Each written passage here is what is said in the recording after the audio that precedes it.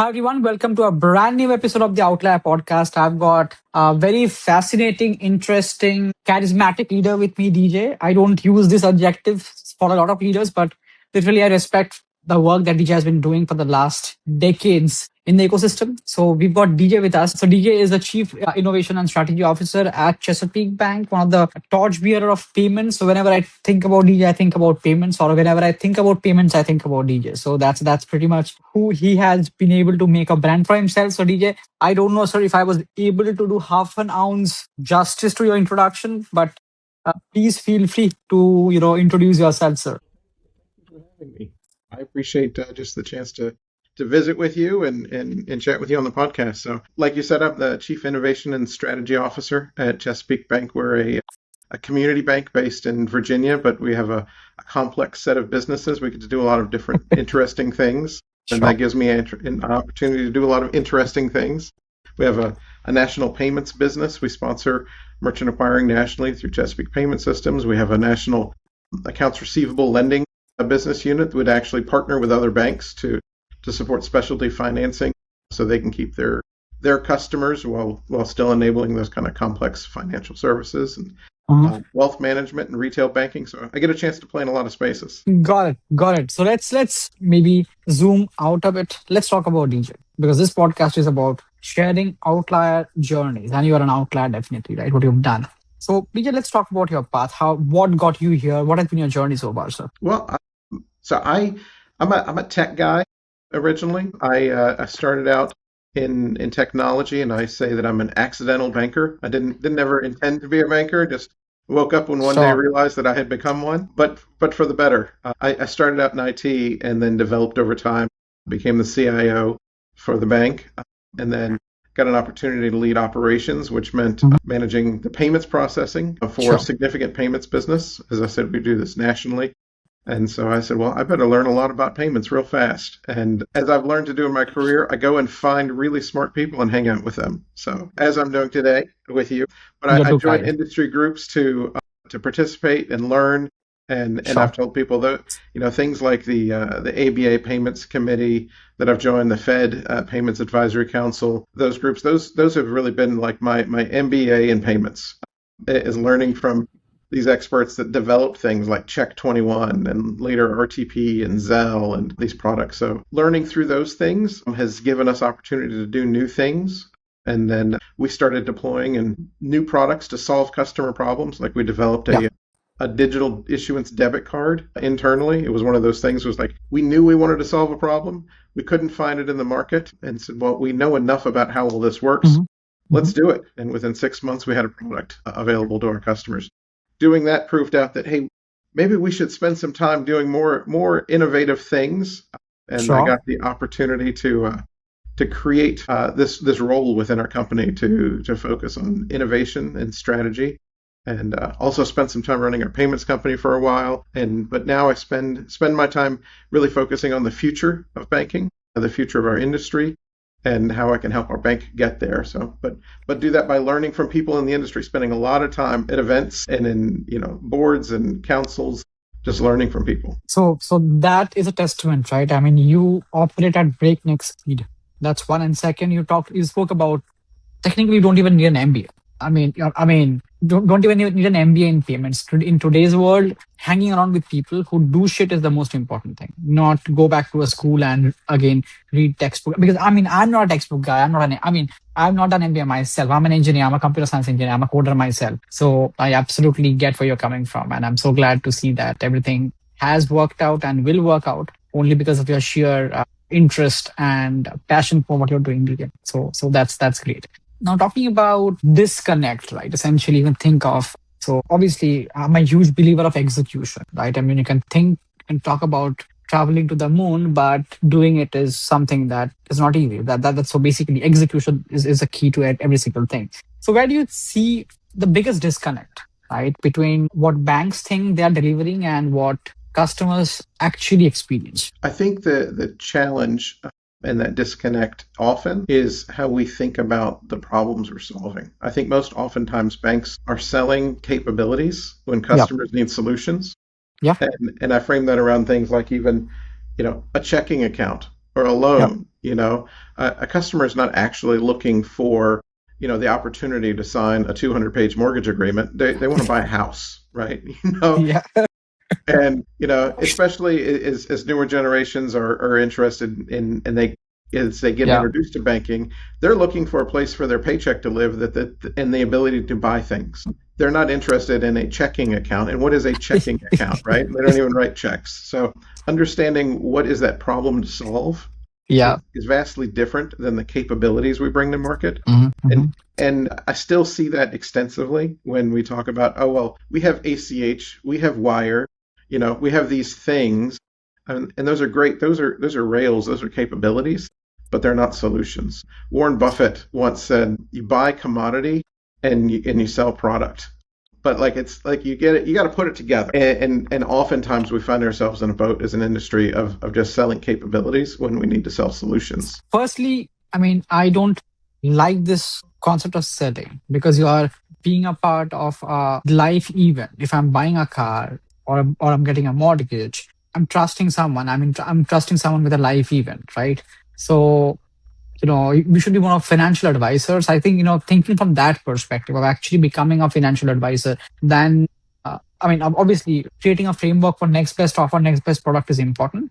That's there, but bringing that angle of actually helping out people and doing it the right way is what in my 2 cents, most financial institutions miss it because everyone thinks this as a transaction, but it's not a transaction. I mean, just basic example. Yesterday I was talking to someone. So this lady has, I think, two boys, right? One of them is 16, the other one is what, 20 plus. Why isn't the bank reaching out with maybe an auto loan for the 16-year-old boy or the 18-year-old boy?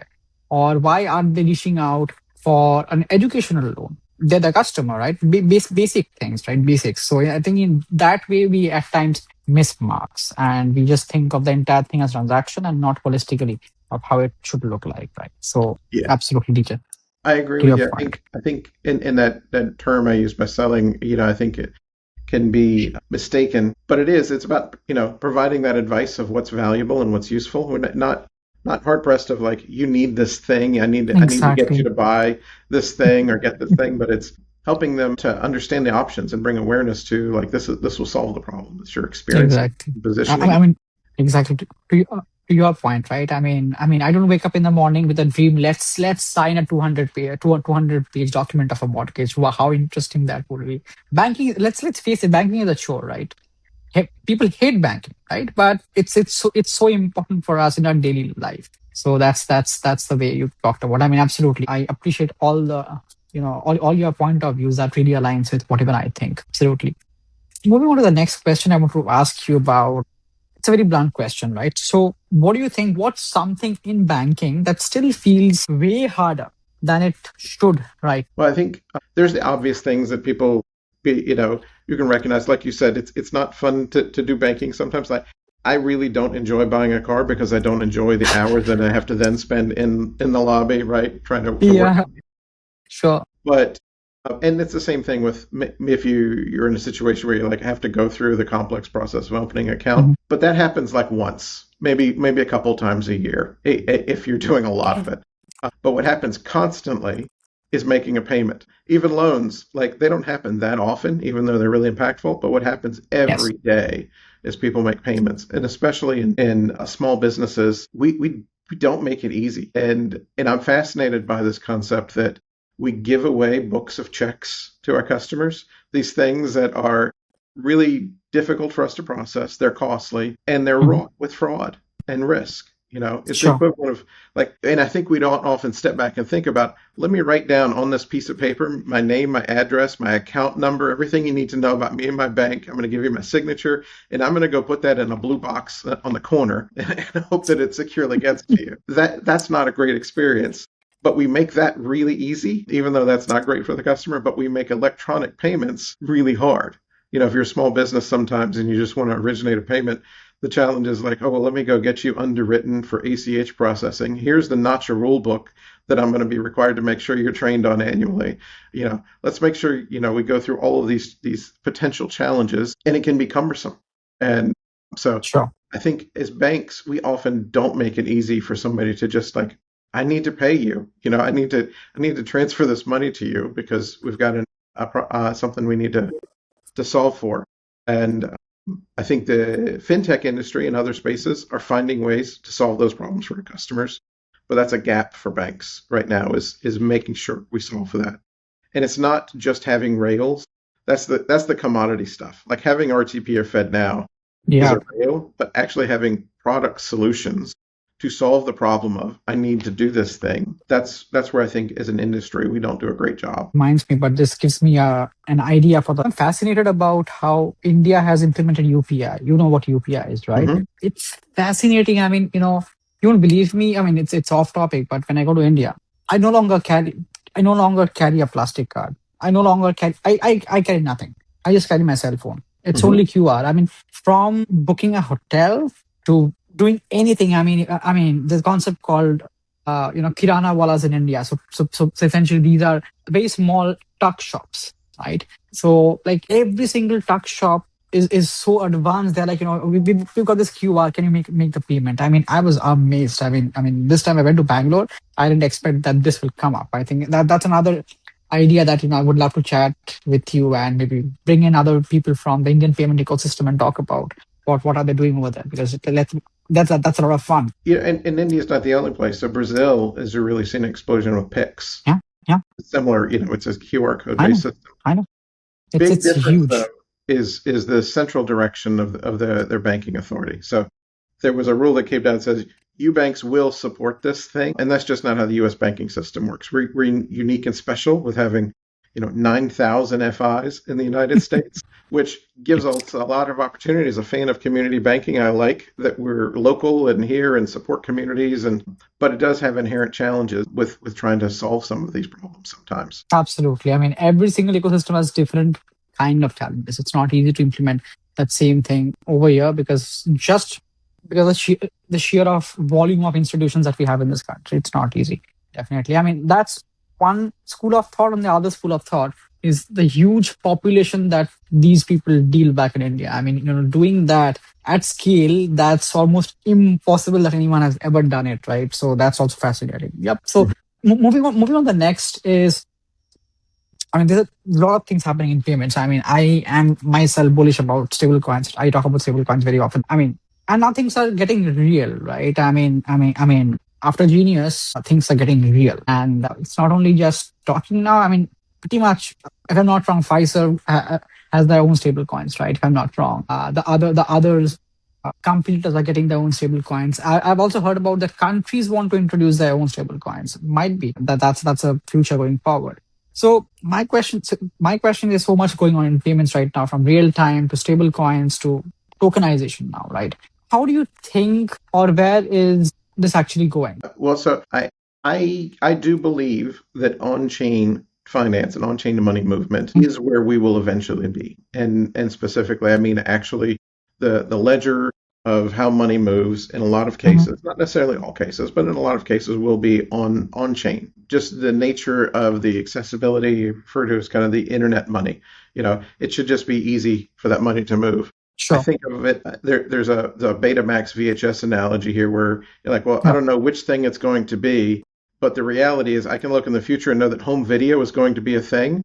And so, like, whether I know exactly what I need to do today, I can look in the future Yeah. and go, I believe that's where it's going. So I do think that on-chain money movement will be a thing, Mhm. which will include some public chain and some private chain money Mhm. movement, some stable coins, some tokenized deposit. Yep. But that on-chain money movement makes sense as a better technology Mhm. than a private database stored on a mainframe in a Mhm. data center in a Mhm. small town somewhere. Like Mhm. there just is some more reliability and Mhm. accessibility Mhm. to those things. I do think, though, that things like that there's a lot of the industry that's not ready for this, and so for those 100%. that aren't ready for this, and Yep. understandably, there's a question about what's today's use case, and I get that. But if we know it's going to be a thing, like let's Mhm. start planning for where it's going.